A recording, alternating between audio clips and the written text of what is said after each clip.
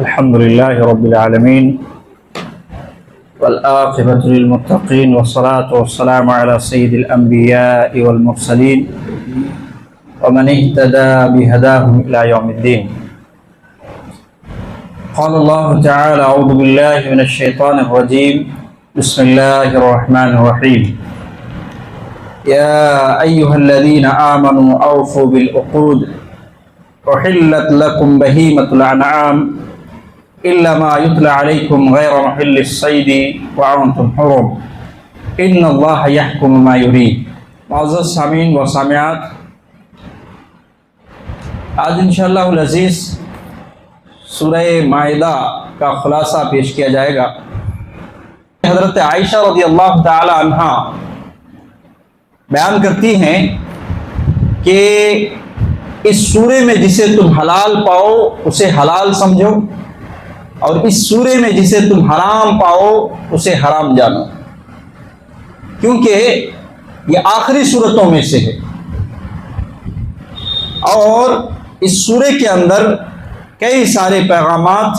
دیے گئے ہیں اور بہت ساری نصیحتیں اس سورے کے اندر موجود ہیں.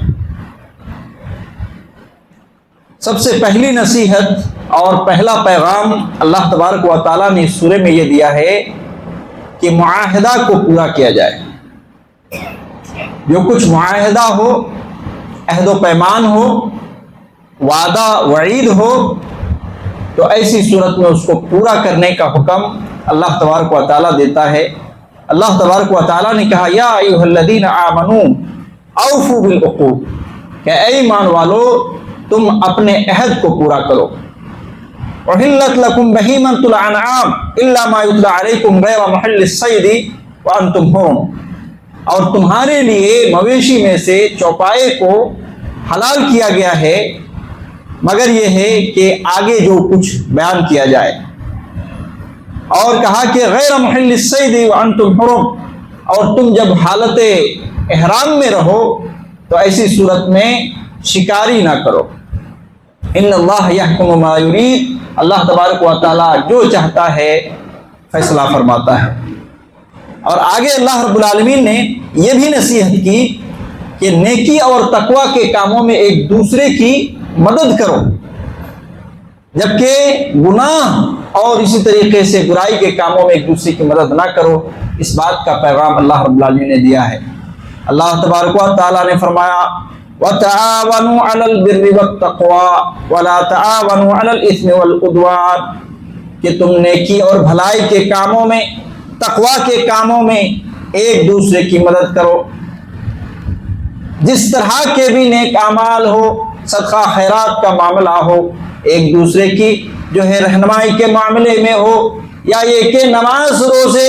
زکوٰۃ و حج کا معاملہ ہو، کوئی بھی نیکی کے حوالے سے بات آئی ہو تو ایک دوسرے کو سپورٹ کرنا، یہ اللہ تبارک و تعالیٰ نے تمام مسلمانوں کو پیغام دیا ہے. جبکہ دوسری طرف اللہ تبارک و تعالیٰ نے اس بات کا حکم دیا: وَلَا تَعَاوَنُوا عَلَى الْإِثْمِ وَالْعُدْوَانِ، کہ تم برائی کے کاموں میں اور عدوان یعنی سرکشی کے کاموں میں ایک دوسرے کی مدد نہ کرو.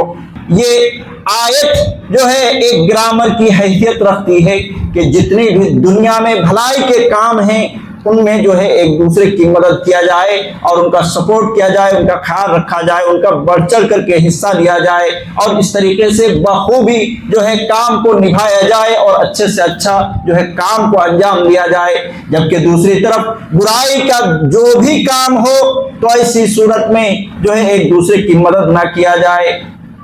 کہ برائی کا ساتھ دینے والا بھی برائی میں کیا ہوتا ہے؟ برابر کا شریک ہوتا ہے. یہی وجہ ہے کہ ایک حدیث جس میں اللہ کے نبی صلی اللہ علیہ وسلم نے کیا کہا تھا کہ سود کھانے والا بھی، سود کھلانے والا بھی، اور اسی طریقے سے سود کے بارے میں لکھنے والا بھی ایجنٹ، سود کے بارے میں لکھنے والا بھی اور سود کے بارے میں گواہی دینے والا بھی، تمام کے تمام برائی میں اور گناہ میں جو ہے ایک دوسرے کے برابر ہیں. اسی طرح سے اللہ کے نبی صلی اللہ علیہ وسلم نے شراب کے حوالے سے 10 قسم کے لوگوں کے اوپر لعنت کری تھی کہ شراب پینے والے کے اوپر بھی اللہ کی لعنت، شراب پلانے والے کے اوپر بھی اللہ کی لعنت، شراب کو نچوڑنے والے کے اوپر بھی اللہ کی لعنت، شراب کو لے جانے والے کے اوپر بھی اللہ رب العالمین کی لعنت، شراب کو بیچنے والے کے اوپر بھی اللہ کی لعنت، اور اس کے اوپر مدد کرنے والے کے اوپر بھی اللہ کی لعنت۔ یعنی اس کام میں جتنے طرح کے سپورٹر اور جتنے طرح کے مدد کرنے والے، تعاون کرنے والے، سب کے اوپر اللہ کے نبی صلی اللہ علیہ وسلم نے لعنت بھیجی ہے۔ گویا کہ یہاں بھی اس بات کا اندازہ لگایا جا سکتا ہے کہ جو آدمی برائی کر رہا ہے، برائی کے حوالے سے اگر سپورٹ بھی آدمی کرے تو ایسی صورت میں برابر کا گناہ اس کو بھی ملتا ہے۔ تو اللہ تبارک و تعالیٰ نے بڑے ہی جامع اور بلیغ پیغام یہ دیا کہ لوگوں، تم ایک دوسرے کو بھلائی کے کاموں میں مدد کرو، جبکہ برائی اور سرکشی کے کاموں میں ایک دوسرے کی مدد نہ کرو۔ آگے اللہ تبارک و تعالیٰ نے کچھ چیزوں کو حرام کیا، کہا کہ حرمت علیکم المیتہ، کہ لوگوں تمہارے اوپر مردہ جانور کا گوشت کھانے کو اللہ رب العالمین نے حرام کر دیا ہے۔ جو فطری طور پر جو جانور مر جاتے ہیں، حلال جانور ہے، بکرا بکری ہے، حلال جانور ہے، ہم اس کو کھا سکتے ہیں، اللہ رب العالمین نے کھانے کی اجازت دی ہے۔ لیکن اگر وہ فطری موت مر جائے، بیمار ہو کر کے مر جائے، تو ایسی صورت میں اس کا گوشت نہیں کھایا جا سکتا ہے۔ مرغا مرغی ہے، حلال جانور ہے، ایسی صورت میں بھی اگر وہ مر جاتا ہے، اس کو ذبح نہیں کیا جاتا ہے، تو ایسی صورت میں جو ہے بیمار وغیرہ یا کسی بھی حالت اور کسی بھی صورت میں جو ہے مر جاتا ہے، تو اللہ تبارک و تعالیٰ نے اس کو کھانے سے حرام کر دیا ہے۔ اور آگے کہا والدم، اور خون کو بھی اللہ رب العالمین نے کھانے اور پینے سے حرام کر دیا ہے۔ کون سا خون؟ دم مسفوح، جو بہتا ہوا خون ہے۔ جیسے کہ غیر مسلموں کو آپ دیکھتے ہوں گے، شاید ادھر نہ بھی ہو، کہ جانور کو ذبح کیا جاتا ہے، اس خون کو کٹورے وغیرہ میں کیا کیا جاتا ہے، اس کو لے لیا جاتا ہے اور اس کو جو ہے لوگ کھاتے ہیں۔ یہ خون کھانا حرام اللہ رب العالمین نے کیا ہے، کوئی مسلمان اس کو نہیں کھا سکتا۔ اور اسی طریقے سے اللہ تبارک و تعالیٰ نے کہا وَلَحْمَ الْخِنْزِيرِ، سور کا گوشت بھی اللہ رب العالمین نے حرام کر دیا ہے۔ ان تین چیزوں کو بیان کرنے کے بعد کہ مردہ بھی تمہارے لیے حرام، اور یہاں یہ بات بھی یاد رکھے کہ مردہ میں اللہ کے نبی صلی اللہ علیہ وسلم نے دو قسم کے مردہ چیزوں کو حلال کر دیا ہے، اور وہ کیا ہے؟ مچھلی ہے، مچھی آپ لوگ بولتے ہیں، مچھی ہے، وہ مر گیا ہے، 8 دن پہلے مر گیا ہے، برف وغیرہ میں رکھ کر کے اس کو لایا گیا ہے، اس کا کھانا حلال ہے۔ اللہ کے رسول صلی اللہ علیہ وسلم نے حلال کیا ہے، مچھی کا کھانا حلال ہے مردہ ہونے کے باوجود۔ اور اسی طریقے سے ٹڈی ایک جانور ہے جو فصلوں میں آتی ہے تو فصل کو برباد کر دیتی ہے، کھیتیوں میں آتی ہے تو کھیتیوں کو برباد کر دیتی ہے، تو وہ ٹڈی کا بھی اگر وہ مر بھی جائے تو ایسی صورت میں اس کا کھانا حلال ہے۔ یہ حدیث میں استثناء کیا گیا ہے۔ ان دو چیزوں کے علاوہ دنیا میں سارے جانور جو ہمارے لیے حلال کیے گئے ہیں، لیکن اگر وہ فطرتاً موت مر جائے تو ایسی صورت میں اس کا کھانا حرام کر دیا۔ اور اسی طریقے سے دم مسفوح بھی، اور اسی طریقے سے خنزیر کا گوشت بھی۔ اور آگے اللہ تبارک و تعالیٰ نے کہہ دیا کہ چڑھاوے کے جانور اللہ کے علاوہ دوسروں کے یہاں چڑھاوے چڑھاتے ہیں، جانوروں کی قربانیاں دیتے ہیں، ایسے جانوروں کو بھی جو ہے کھانا حرام ہے، اور ایسے چڑھاوا بھی کھانا حرام ہے۔ اللہ تبارک و تعالیٰ نے کہا وَمَا أُحِلَّ لِغَيْرِ اللَّهِ، اور جو کچھ اللہ کے علاوہ دوسروں کے یہاں حلال کیا جائے، جو بھی جانور، جیسے کہ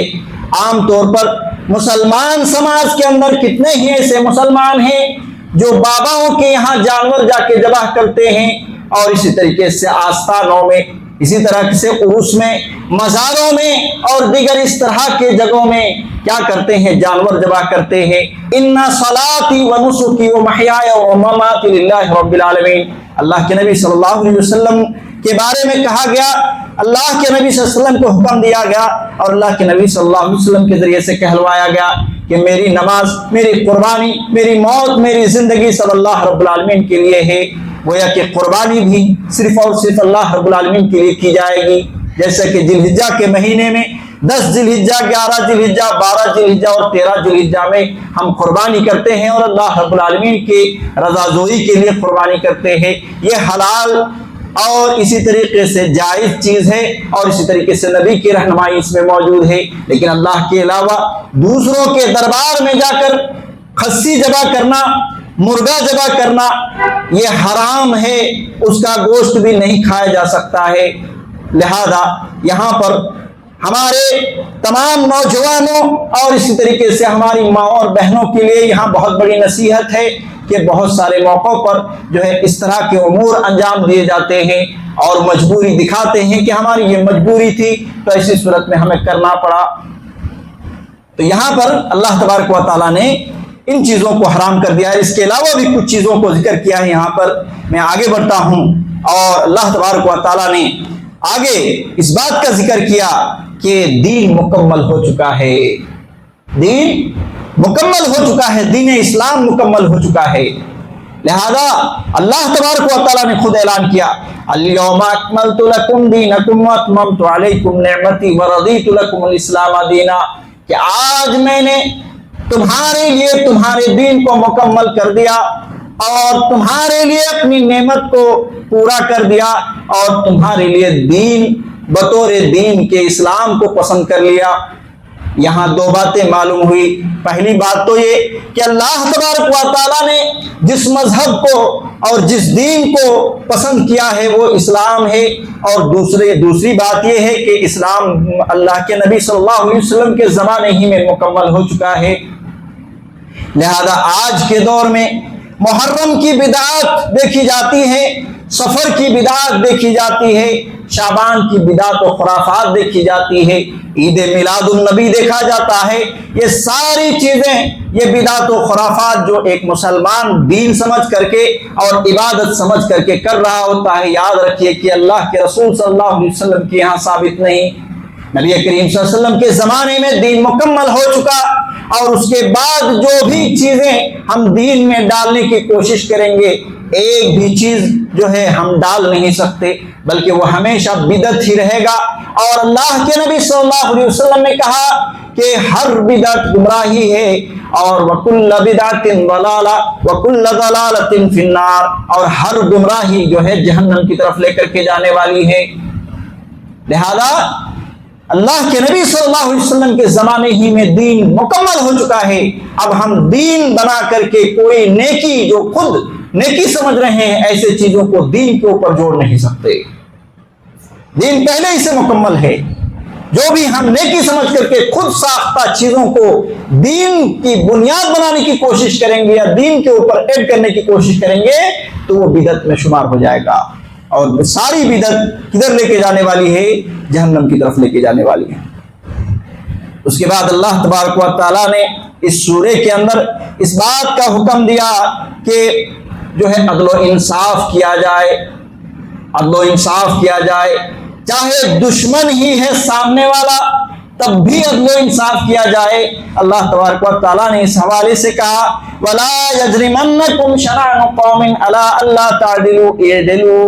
هُوَ أَقْرَبُ لِلتَّقْوَىٰ وَاتَّقُوا اللَّهَ إِنَّ اللَّهَ خَبِيرٌ بِمَا تَعْمَلُونَ۔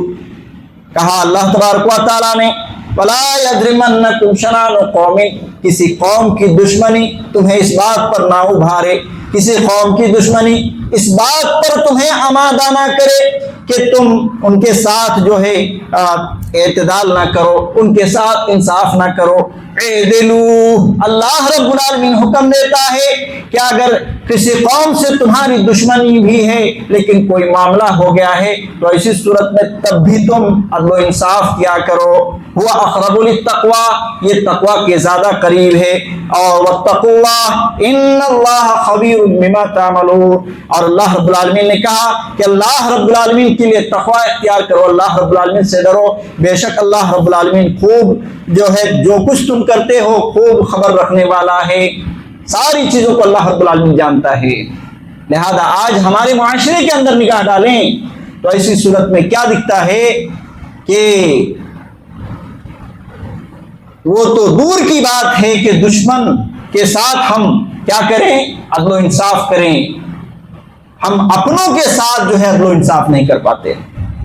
اس آیت کریمہ میں اللہ رب العالمین نے اس بات کا حکم دیا ہے کہ عدل و انصاف ہر حال میں کیا جائے، چاہے وہ بات اپنے ہی خلاف کیوں نہ آ جائے، اپنے ماں باپ کے خلاف ہی کیوں نہ آ جائے، اپنے بھائیوں کے خلاف کیوں نہ ہی آ جائے، لیکن جب فیصلے کی بات ہو، جب عدل و انصاف کرنے کی بات ہو تو عدل و انصاف کیا جائے۔ یہی حکم ہے قرآن و سنت کا۔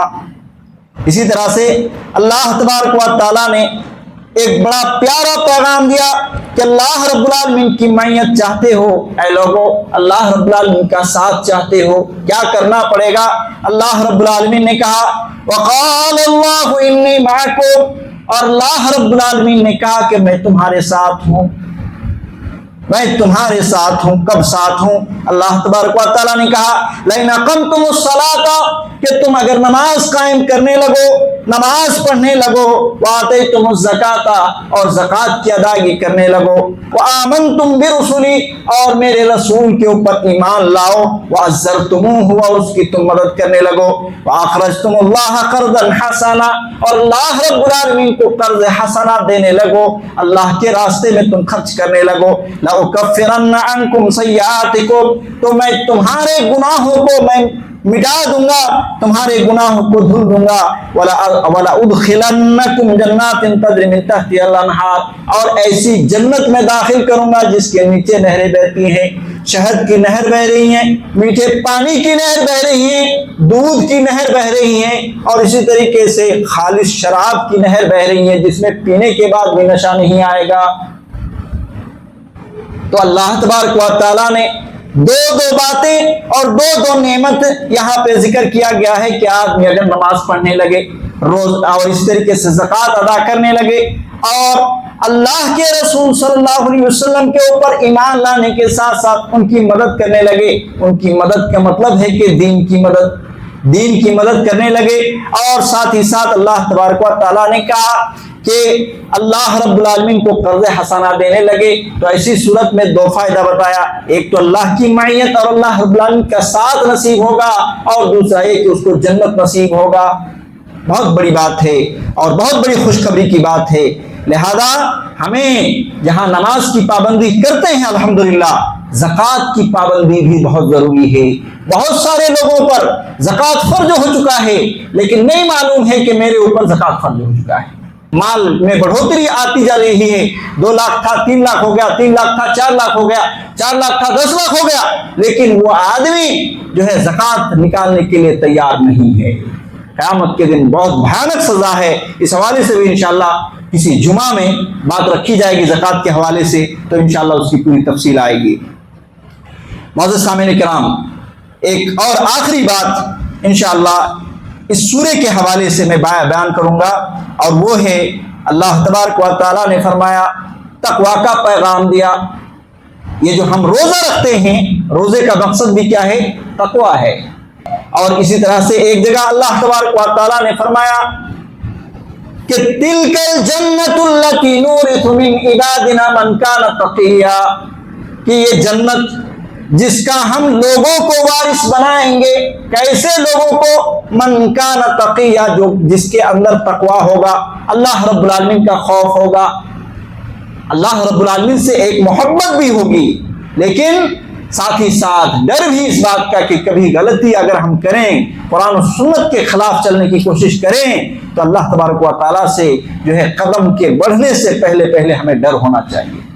اور رک جانا چاہیے۔ اسی کا نام ہے تقویٰ۔ تو اللہ رب العالمین نے اس آیت کریمہ کے اندر تقویٰ کا حکم دیا، وَابْتَغُوا إِلَيْهِ الْوَسِيلَةَ، اور دوسری بات اللہ رب العالمین نے وسیلہ کے حوالے سے بیان کیا کہ تم اللہ رب العالمین کی قربت پانے کے لیے جو ہے وسیلہ تلاش کرو، اللہ رب العالمین سے قربت پانے کے لیے جو ہے اس کا ذریعہ تلاش کرو۔ وسیلہ کا معنی ہی ہے ذریعہ۔ اب وہ ذریعہ کون سا ہو سکتا ہے؟ معاشرے کے اندر بہت سارے جو ہے بدعت و خرافات ذریعہ بنے ہوئے ہیں کہ اللہ اور اس کے رسول کے جو ہے تقرب ہمیں حاصل کرا دے گا۔ لوگ پیروں کی طرف بھاگ رہے ہیں، لوگ باباؤں کی طرف بھاگ رہے ہیں، لوگ قبروں کی طرف بھاگ رہے ہیں، لوگ مزاروں کی طرف بھاگ رہے ہیں تقرب پانے کے لیے، وسیلہ تلاش کرنے کے لیے، اور چونکہ قرآن و سنت کو انہوں نے سمجھا نہیں۔ معزز سامعین کرام، تقوی کے ساتھ ساتھ جو وسیلہ تلاش کرنے کے لیے کہا گیا ہے، کس چیز کا وسیلہ تلاش کریں؟ معزز حاضرین، سب سے پہلی چیز فرائض کے ذریعے سے جو ہے اللہ رب العالمین کا تقرب حاصل کرے، نوافل کے ذریعے سے اللہ رب العالمین کا تقرب حاصل کریں۔ ایک حدیث ہے، اور وہ حدیث کیا ہے کہ حدیث قدسی ہے، صحیح بخاری کے اندر موجود ہے، اور جس کا مختصر خلاصہ یہ ہے کہ اللہ تبارک و تعالیٰ کہتا ہے کہ جو آدمی جو ہے فرائض کا اہتمام کرنے لگتا ہے، روزہ رکھنے لگتا ہے، نماز پڑھنے لگتا ہے، اور اگر حج اس کے اوپر فرض ہوا تو حج کرنے لگتا ہے، زکوٰۃ فرض ہوا تو زکوٰۃ کی ادائیگی کرنے لگتا ہے، تو ایسی صورت میں اللہ رب العالمین کا تقرب اس کو حاصل ہوتی ہے۔ اسی طریقے سے نوافل کے ذریعے سے بھی بندہ اللہ رب العالمین کا تقرب حاصل کرتا ہے، اور تقرب حاصل کرتے کرتے اتنا قریب ہو جاتا ہے کہ اللہ رب العالمین اس بندے کو اتنا چاہنے لگتا ہے کہ حدیث کے الفاظ یہ ہیں کہ اللہ کے رسول صلی اللہ علیہ وسلم نے کہا کہ اللہ تبارک و تعالیٰ کا وہ پاؤں بن جاتا ہے، وہ ہاتھ بن جاتا ہے، وہ آنکھ بن جاتا ہے، وہ زبان بن جاتا ہے، اور اس طرح سے وہ نیکی کے راستے میں چلنے لگتا ہے۔ تو فرائض کے ذریعے سے تقرب حاصل کرنا ہے، وسیلہ تلاش کرنا ہے، اور نوافل کے ذریعے سے جو ہے تقرب اور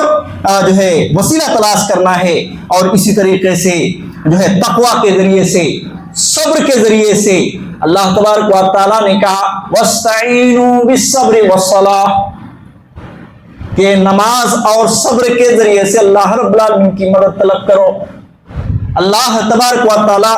کی قربت کیسے ملے گی؟ آدمی کو نماز کے ذریعے سے ملے گی، تقوی کے ذریعے سے ملے گی، صبر کے ذریعے سے ملے گی، دعا کے ذریعے سے ملے گی، اور دعا کے حوالے سے بہت بے راہ روی ہے، اسی لیے تھوڑی تفصیل میں جا کر کے اپنی بات کو یہاں پہ ختم کر دوں۔ معزز حاضرین، دعا کے حوالے سے یاد رکھیے کہ وسیلہ دعا کے ذریعے سے صرف 3 قسم کی جو ہے جائز ہے، اس کے علاوہ دنیا میں جتنے طرح کے وسیلہ پائے جاتے ہیں دعا کے ذریعے سے، تو ایسی صورت میں وہ سارے حرام ہیں اور سارے ناجائز ہیں۔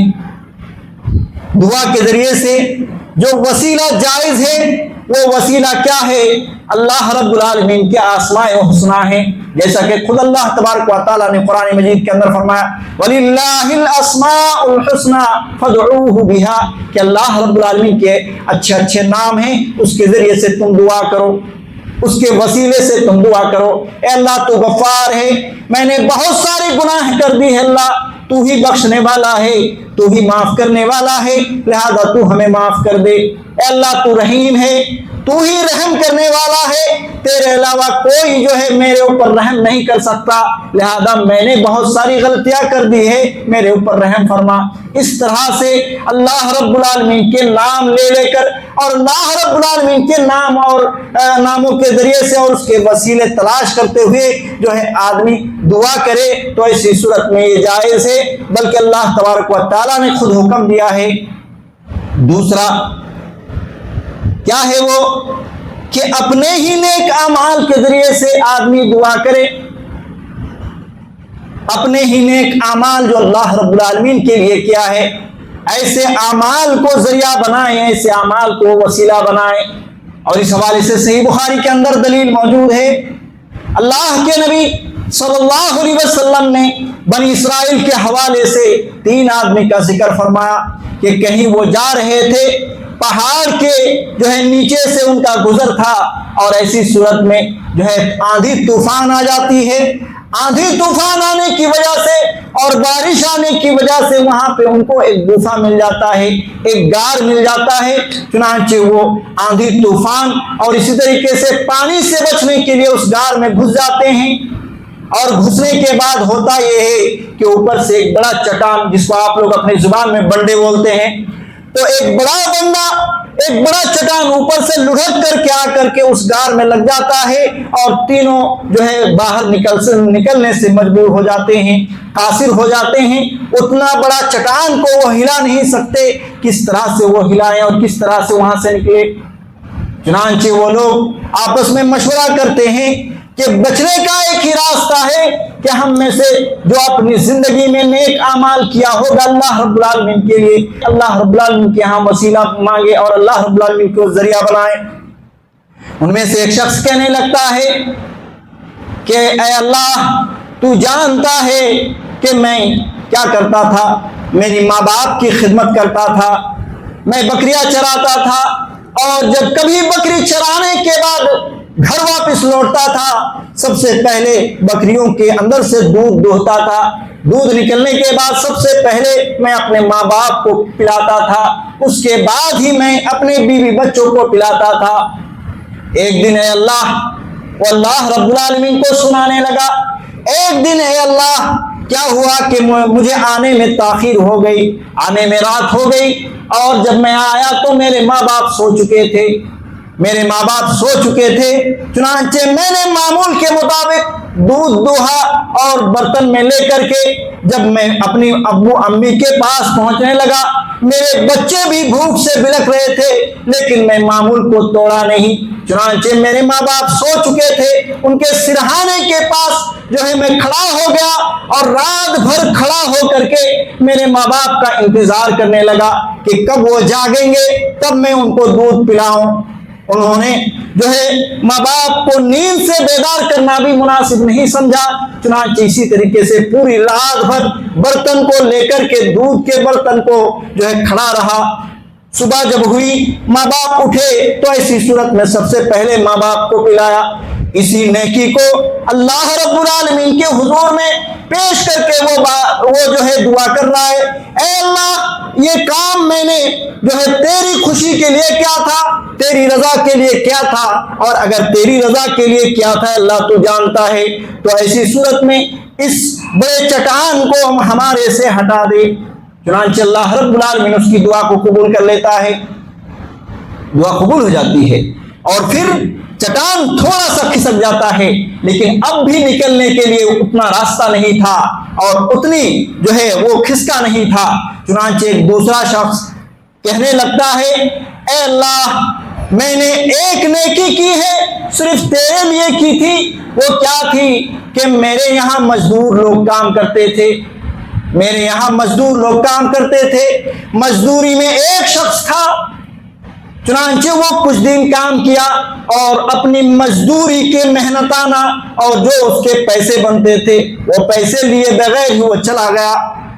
اور میں نے اس کے جو پیسے بنتے تھے اس کو الگ کر کے رکھا اور اس کو بزنس میں لگا دیا، اور اسی طریقے سے بہت سارے اس کے ذریعے سے بزنس میں جو ہے فائدہ ہوا، بینیفٹ ہوا، اور وہ بزنس میں ترقی ہوا، بہت ساری بکریاں ہو گئی، بہت ساری گائے اور بھیڑ اور اسی طریقے سے جو ہے اونٹ وغیرہ ہو گئے، ایک جو ہے بہت زیادہ دن بدن بڑھتے چلے گئے۔ پھر ایک عرصے کے بعد وہ آدمی آیا اور کہنے لگا کہ اللہ کے بندے یاد کرو کہ اتنے عرصے پہلے میں نے آپ کے یہاں کام کیا تھا، اور کام کرنے کے بعد میں نے بغیر پیسے لیے ہی، میری مزدوری کے پیسے لیے بغیر ہی میں چلا گیا تھا، اگر یاد ہو تو ایسی صورت میں وہ مجھے پیسے چاہیے۔ یہ شخص کہنے لگتا ہے کہ اللہ میں نے وہاں پہ کہا تھا کہ یہ سارے جو جانور دیکھ رہے ہو، سارے بھیڑ بکری اور اسی طریقے سے اونٹ وغیرہ جتنے دیکھ رہے ہو وہ تمہارے ہیں۔ وہ آدمی کہنے لگتا ہے کہ اللہ کے بندے مجھ سے مذاق نہ کر، بلکہ میرے جو محنتانہ ہیں، جو میری مزدوری ہے وہ مجھے دے دے۔ پھر بھی وہ آدمی دوبارہ سے سمجھاتا ہے کہ تم نے جو مزدوری کے کمائے تھے اس کو میں نے بزنس میں لگا دیا تھا، اور بزنس میں جو ہے پروفٹ ہوتے ہوتے اور بینیفٹ ہوتے ہوتے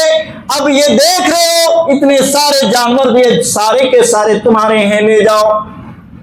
دیکھیے کتنے ایماندار شخص تھا، کتنا ایماندار شخص تھا، چاہتا وہ تو ایسی صورت میں ہماری طرح کیا کرتا، وہ پیسے دے کر کے بھگاتا اس کو، کیا ضرورت ہے اتنے سارے جانور، لاکھوں کی ابھی جانور بن چکی ہیں، وہ دینے کی کیا ضرورت ہے؟ لیکن اس شخص نے خلوص للہیت کے ساتھ یہ کام کیا تھا، اللہ رب العالمین کو خوش کرنے کے لیے کام کیا تھا۔ چنانچہ یہ کام جو اللہ رب العالمین کے لیے کیا تھا اب یہ مجبوری میں پھنسا ہوا ہے، چٹان جو ہے آگے ہے۔ ایسی صورت میں اللہ رب العالمین سے پکار کر کے کہتا ہے، اللہ میں نے تیری خوشنودی کے لیے کیا تھا اور تو جانتا ہے کہ تیری رضا جوئی کے لیے کیا تھا، تجھے خوش کرنے کے لیے کیا تھا۔ چنانچہ اگر میں نے یہ کام خوش کرنے کے لیے تجھے کیا تھا تو ایسی صورت میں چٹان کو ہمارے سے ہٹا دے۔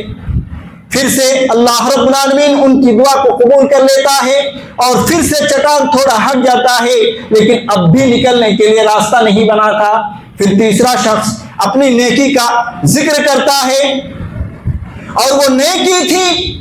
یہ تھی کہ برائی سے وہ بچا تھا اپنے آپ کو اللہ رب العالمین کے خوف سے۔ اس کی چچیری بہن سے وہ محبت کرتا تھا اور شدید محبت کرتا تھا، چاہتا تھا کہ وہ اس کو جو ہے حاصل ہو جائے، اور اس کی چچیری بہن کا ایک مرتبہ موقع ایسا آیا کہ وہ اس کی چچیری بہن بڑی پریشانی میں تھی، بڑی تکلیف میں تھی، چنانچہ اس کو پیسے کی ضرورت تھی، اور اس کے چچیرے بھائی کے پاس، جو کہ ابھی غار میں پھنسا ہوا ہے وہی اس کا چچیرا بھائی تھا، اس کے پاس جب پہنچتی ہے تو وہ کہتا ہے کہ تمہیں جتنا پیسہ چاہیے وہ پیسہ میں تمہیں دے دوں گا، بدلے میں میرے ساتھ تمہیں سونا پڑے گا۔ وہ خاتون بڑی مجبور تھی، چنانچہ ہاں کر دیتی ہے، اور وقت بھی متعین ہو جاتا ہے، پیسے بھی لے کے چلی جاتی ہے۔ جب وقت آ جاتا ہے تو ایسی صورت میں قریب تھا کہ وہ برائی کا کام کر دے، لیکن وہ عورت جو ہے، وہ لڑکی کیا کرتی ہے، اللہ رب العالمین کا خوف دلاتی ہے کہ اے اللہ کے بندے، اللہ رب العالمین سے ڈر اور میرے ساتھ اس طرح کی غلط کام نہ کر۔ وہ آدمی اچانک سے اللہ رب العالمین کا خوف اس کے دل میں آ جاتا ہے، اور اللہ رب العالمین کے خوف آنے سے جو ہے اس کی چچیری بہن سے وہ غلط کام کرنے سے جو ہے رک جاتا ہے۔ اب یہ جو ہے اللہ رب العالمین کے خوف اور اللہ رب العالمین کے ڈر کی وجہ سے یہ نیکی کیا تھا، گویا کہ گناہ سے اپنے آپ کو دور رکھنا بھی نیکی ہے۔ چنانچہ اس نیکی کو اللہ رب العالمین کے یہاں ذکر کیا کہ اللہ، وہ تیرے ہی ڈر سے میں نے وہ غلط کام کرنے سے اپنے آپ کو روکا تھا، چنانچہ اگر تیرے ڈر سے یہ نیکی کی تھی تو ایسی صورت میں اس چٹان کو ہٹا دے، اور اللہ رب العالمین اس کی بھی دعا کو قبول کر لیتا ہے۔ اس طریقے سے چٹان ہٹ جاتی ہے، اور چٹان ہٹنے کے ساتھ وہ صحیح سلامت اپنے گھروں کو پہنچ جاتے ہیں۔ صحیح بخاری کی یہ پوری حدیث ہے، اور اس حدیث سے یہ پتہ چلتا ہے کہ ہمیں وسیلہ لینا اپنے ہی نیک اعمال کا جائز ہے، لیکن مصیبت یہ ہے کہ ہر کوئی ہم میں سے، ہماری مائیں اور بہنوں سے بھی ہم گزارش کرتے ہیں کہ ایک مرتبہ اپنے آپ کو سوچے، دل پر ہاتھ رکھ کر کے، کہ کیا کوئی عمل ہمارا ایسا ہے کہ ہم اگر مصیبت میں پھنس جائیں تو ہم یہ کہہ سکیں کہ اللہ، میں نے تیرے ہی خوشی کے لیے یہ کام کیا تھا۔ ہے کیا اپنے دامن میں؟ ہے کیا؟ ہر کوئی اپنے بارے میں سوچے، ہے کیا کوئی ایسا عمل؟ پتہ چلے گا کہ کوئی عمل تو ہمارا ایسا ہے ہی نہیں۔ لہذا معلوم یہ ہوا کہ ہماری زندگی میں کچھ اعمال ایسے بھی ہونے چاہیے کہ ہمارے علاوہ کسی کو نہیں معلوم ہونا چاہیے، صرف اللہ رب العالمین کو معلوم ہو اور ہمیں معلوم ہو اور تیسرے کسی شخص کو معلوم نہ ہو۔ اس طرح کے اخلاص اور للہیت والے اعمال بھی ہماری زندگی میں ہونے چاہیے۔ تو یہ بہت ضروری ہے، اور اس پورے واقعے سے معلوم ہوا کہ اپنے نیک اعمال کا وسیلہ اور ذریعہ بنانا جائز ہے۔ اگر ہم کوئی نیک عمل کیے ہیں، مصیبت میں پھنس گئے ہیں، بخار آ گیا ہے، پریشانی کا عالم ہے، تو ہم ان نیکیوں کو ذکر کر کے اللہ رب العالمین سے مانگ سکتے ہیں کہ اللہ، ہم نے تیرے لیے وہ کیا تھا، اس مصیبت سے ہمیں بچا لے۔ انشاءاللہ قبول ہو جائے گی، اور اس طریقے سے جو ہے بات بن جائے گی۔ اور تیسرا جو وسیلے کا صحیح طریقہ اور جائز طریقہ ہے وہ کیا ہے؟ نیک لوگوں سے دعا لینا۔ نیک لوگوں سے دعا لینا کہ کوئی بھی پریشانی آ گئی ہے گھر میں، اپنی زندگی میں، اپنے جسم میں، ہم کوئی نیک آدمی سے کہیں کہ بھائی صاحب جو ہے ہمارے لیے دعا کیجئے، ہمارے یہ مصیبت آئی ہے، یہ پریشانی ہے، تھوڑی پریشانی جو ہے ہٹ جائے، اس کے لیے آپ دعا کیجئے۔ یہ کہنا، یہ بھی ایک ذریعہ ہو رہا ہے نا، ایک وسیلہ لیا جا رہا ہے نا، تو یہ کہنا، یہ چیز کیا ہے؟ جائز ہے۔ لیکن اور یہ بات، اس کی دلیل نبی کریم صلی اللہ علیہ وسلم کی بہت ساری احادیث ہیں۔ جب بھی نبی کے صحابہ کو تکلیف ہوتی تھی تو نبی کے پاس جاتے تھے اور دعا کرنے کے لیے درخواست کرتے تھے، بہت ساری احادیث ہیں۔ لیکن وہیں پہ ایک بات بہت اہم ہے جو ہے یاد رکھنے کی ہے کہ نبی کے انتقال کے بعد پھر ان لوگوں نے کبھی بھی نبی کا وسیلہ تک نہیں لیا، نبی کا بھی وسیلہ نہیں لیا، صحابہ تھے، انہوں نے ایمان کو سمجھا، انہوں نے کتاب کو سمجھا، انہوں نے حدیث کو سمجھا. کبھی بھی زندگی میں نبی کے قبر پہ جا کر کے نہیں کہا کہ اے نبی تو سن رہا ہے. جس طریقے سے آج مسلمانوں کی ایک جماعت جو یہ سمجھتی ہے کہ نبی ابھی بھی اس طرح سے زندہ ہیں اور اسی طریقے سے جو ہے مدد کرنے پر قدرت رکھتے ہیں جس طریقے سے ایک عام انسان زندہ رہ کر کے جو ہے مدد کرتا ہے، اسی طریقے کے عقیدہ رکھتے ہیں نبی کے بارے میں، اور جو ہے دور دور سے ہی یا نبی سلام علیکہ طرح طرح کے جو ہے سلام بھیجتے ہیں نبی کے اوپر، اور جو ہے یہ عقیدہ رکھا جاتا ہے بعض مجلسوں میں کہ اس مجلس میں ہمارے نبی آنے والے ہیں، اس مجلس میں ہمارے نبی آنے والے ہیں. طرح طرح کی جو ہے خرافات اور بدعات دیکھی جاتی ہے. بہرحال نبی کریم صلی اللہ علیہ وسلم کے صحابہ جنہوں نے کتاب و سنت کو سمجھا، نبی کی ہر بات کو سنا اور سمجھا، انہوں نے نبی کے انتقال کے بعد پھر کبھی بھی نبی کی قبر کو اس لیے نہیں گئے کہ گھر میں پریشانی آ گئی ہے نبی سے مانگ لیں گے، اس طرح سے کبھی نہیں گئے. بہرحال اللہ تبارک و تعالی ہم سب کو کہنے سننے سے زیادہ نیک اعمال کی توفیق عطا فرمائے. آمین. صلی اللہ علیہ نبی محمد وعلی آلہ وصحبہ اجمعین.